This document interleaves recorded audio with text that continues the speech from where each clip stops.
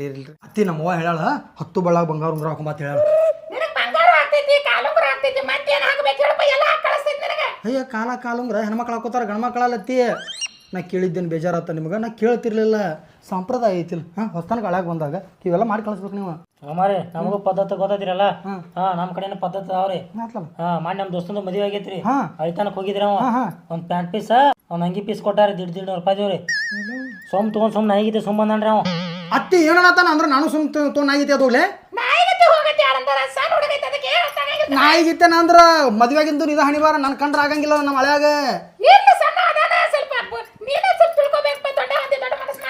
ಏನ್ ದೊಡ್ಡ ಮನಸ್ರಿ ಏನ ಮನೆ ಅಸಹ್ಯ ಬೇಕು. ಪೈಖಾನೆ ಐತಿ ಹೋಗ್ತಾನೆ. ಸಿಟ್ಟು ಬಂದ್ರ ಅಲ್ಲೇ ಹೋಗಿ ಅಳ್ತಾನ ಪೈಖಾನ್ಯಾಗ.